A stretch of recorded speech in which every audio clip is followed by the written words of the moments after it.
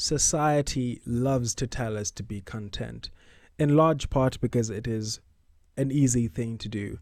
It is rather simple to live a life being perfectly fine with what is already there and not trying too hard to change things. But this is dangerous because it breeds mediocre lives. I wonder if it's ever struck you how curious a thing it is that most of the things that we experience we regard as things that happen to us.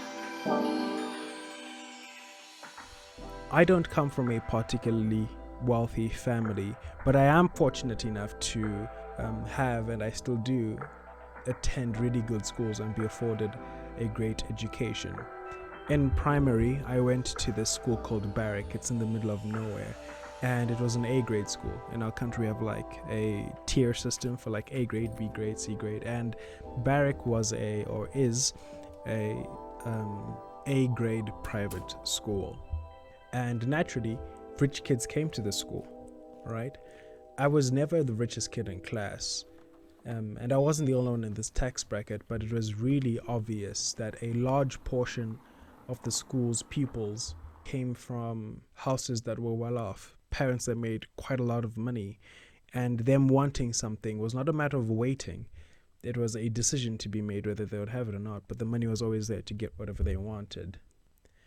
I grew up around these well-off people who had more in life. I didn't necessarily grow resentful. More, I began to see that as rather normal. I always thought to myself, well, life should be like this. Whatever it is that the experiences are should be the norm. Granted, I never had many of those experiences, but in my head, my young, impressionable mind, that's what should be normal. Things really changed for me, or at least perspective wise, when I changed schools in high school. I went to a lesser school, still really good. I met a lot of great people there, but there was a far more diverse cast of characters, people who came from different households, different backgrounds than I was used to, and interacting with them opened up my eyes to the other side of the track. But why is it that I'll talk about this and detail something as trivial as going to school with people of a different income status? When we get older, it seems rather normal for us to abandon certain things. In this list are things like dreams, aspirations, expectations, or what standard we wish to have in life, because reality often bats us down and makes us realize, oh yeah, you come from here, you're not necessarily going to make it there, or you don't have the opportunities that other person has because of X, Y, and Z. And usually 90% of the people that I know, at least that I meet, will be filed down by this gradual grinding. I think it eats away at people's young souls, that we begin to settle. There's nothing wrong with settling, to be honest, and many times it's a wiser decision to make. But then settling doesn't necessarily mean that it was the best decision. Settling often comes as a result of pleading for safety or fearing to go beyond whatever it is that you are able to. And content feeds into this. Content makes it easy to simply be okay with what's there and to put aside whatever aspirations. And like I said prior, society seems to praise this because it's easier to. We seem to view people who are living stable or accessible, not stable, not even stable. The life might be vastly troubled, but people who seem to live accessible lives are those that is what we should aspire to be. Oh no, they live there, or they do this, or they have that. They don't have much, but it's okay. And we view this as being wise, as being mature. But often, I don't necessarily think it stems from some source of pseudo wisdom. I don't think so. I think it's people settling. People compromising, sorry, not settling. It's people compromising, that they have been battered down so much by, reality and what the world has to give them. And now they're kind of like, oh, well, it's not really worth fighting too hard for that. And that's probably the first reason why people tend to, quote unquote, give up on their dreams or stop wanting more, is that they come across situations where the path to a better life is not the most convenient one. Not to say that they don't face challenges or have any inconveniences. Yeah, there are situations whereby you don't want to enter that, or it will be dangerous for you to do so. But some people would rather pick and choose and say, well, I do not want to put myself through the mud, and therefore I'll simply say I made the wiser choice. But no, you cowered away from something because it's easier to collapse back into your cocoon and be comfortable. Another reason why people tend to, oh, this is a good one. Another reason why people tend to settle down or to be content at a certain level is that they think they have made it. Now, I don't want to set a certain standard for people to say that, hey, if you've achieved this, you are successful, or if you haven't achieved that, you haven't begun to experience life yet. But no, there are situations whereby somebody has climbed the ladder to a certain point, and to them, things may not necessarily be marginally better. To them, it's perfectly fine. What makes this situation particularly more painful is when there's opportunity to do more. Yes, you're no longer at ground zero, but you haven't reached the top of the mountain yet. And they'll probably settle because now they are doing way better. There's no reason to fight. I don't have to continue to battle reality as I did.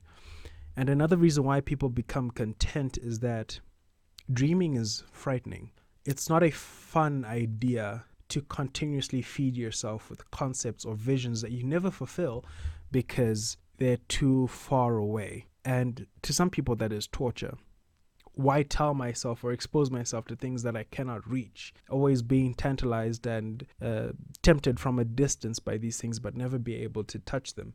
And for some people, it's easier not to do that. It's easier to just not go through the agony of dreaming. I think that's also something people don't talk about. But yes, it's always going to be more palatable for the average individual to just settle and not put themselves through that suffering, or to hold on to something because it can become largely inconvenient to do so. And I think that the biggest reason as to why people settle is exposure. As young kids, we have a greater capacity for dreaming.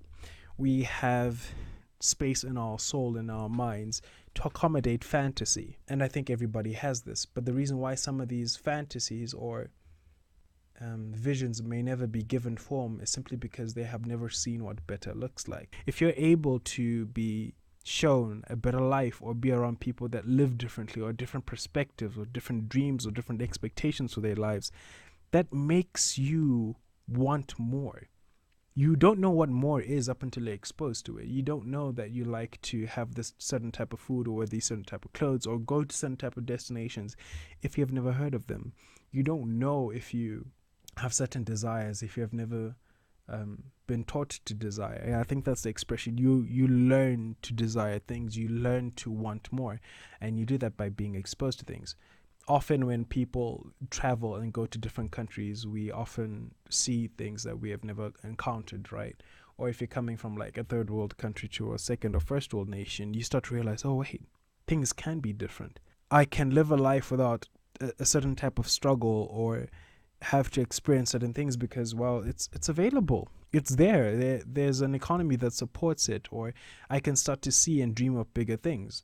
And of course, not everybody will get the chance to travel, but I hope to anybody that gets to watch this, or anybody who would have the opportunity to tell somebody, going out to see the world helps a lot.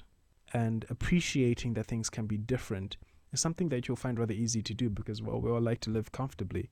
And what this does is that the next time you are presented with an opportunity or a chance to move forward, you know where you're going. You won't settle for what you have because you've tasted better. You know that things can be a whole lot easier or a lot more convenient. And I would love for that to happen. Being content swats these dreams. Desire often acts as a fuel for talent. We often express ourselves more or find ways to become better at whatever it is we do when we have a goal or a desire or a target. And these things may not necessarily be material. I know throughout the entire conversation, it seems like I was just talking about getting like a bigger life, a bigger car, a bigger house, whatever it is. No, but also that you can seek out experiences. You can seek out memories and things that you want to do with your family and friends, and experiences that you want to have. and not to simply say, well, that's not for me because the climb is too hard, or I don't know about it, or it's only for people of a certain predisposition. Let us not do that to ourselves, and we will swat whatever blessings that may be on our lives for the sake of not going for it or being comfortable. So if you are out there and you're a person who settles in being comfortable or shies away from dreaming because it is a hard thing to keep on looking forward and saying, yes, I want that, don't. Content is not a comfortable place, it's a compromise. You are choosing to not go forward because for that exact moment it seems easier. And what will happen is, and I've seen it so many times now as young as I am, is that now you will grow resentful of yourself. You will start to suppress whatever desires to the point that you are perfectly fine with spending the whole day in bed and doing absolutely nothing about pursuing your dreams because it's okay with you. You will squash whatever life you have. Do not be content. That's something that I even personally have to fight against for a very long time. To not settle. To be fine with going out for more and being okay in the agony of pursuit and desire and dreams. Because life's not worth living when you don't climb, or at least try to make it to the top of the hill.